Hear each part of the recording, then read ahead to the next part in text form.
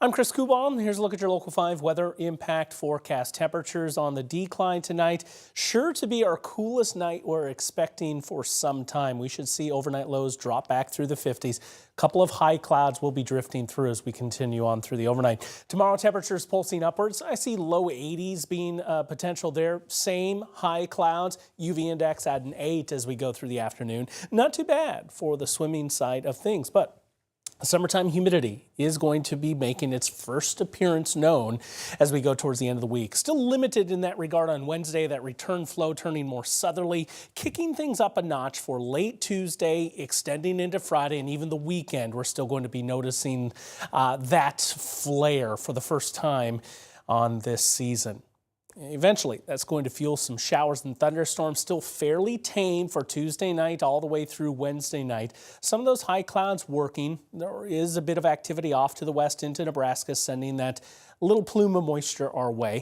Otherwise, a lot of sunshine, still a very comfortable day overall. Into Thursday morning, some decaying showers and thunderstorms working their way eastward across the state, but this is an overnight feature and will whittle away as temperatures warm through the day on Thursday. We should recharge, and by late afternoon and evening, we'll be looking at showers and storms pulsing up over Iowa. And so begins a daily opportunity for rain Thursday on into early next week. In fact, 5 days we're going to be tracking for some periodic rounds of rain. The severe prospects appear limited at this point. I'm just not finding the best wind structure throughout the atmosphere to sustain a widespread risk of strong to severe storms. That said, we will have the energy in place, so on the daily, it is a possibility we run into one or two rogue strong storms, but nothing widespread or organized is expected. Here's the first day we can look at in this time frame, Thursday. Level 1 risk on the severe weather outlook over northwestern Iowa, and I think that's generally going to be the theme as we go throughout here. Still, we'll watch some day-to-day interaction, some leftover outflow or boundaries situated across the state. That can make things a little wonky, but at this point, nothing jumping off the page at me as hinting at widespread severe risks in this time frame.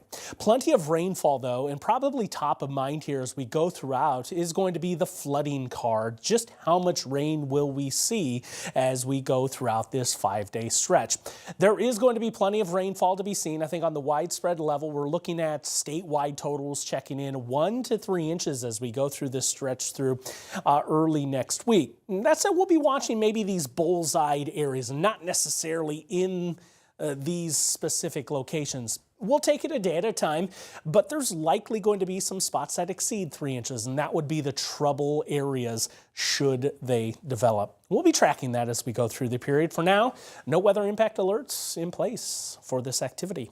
58 degrees tonight for the overnight low and 82 for Wednesday. Temperatures keeping muted overall and still comfortable for one last day, and then the heat and humidity will build in. Temperatures may fluctuate on the daily level too, depending on the clouds and the rain at play, but generally speaking, this will be a mild stretch throughout.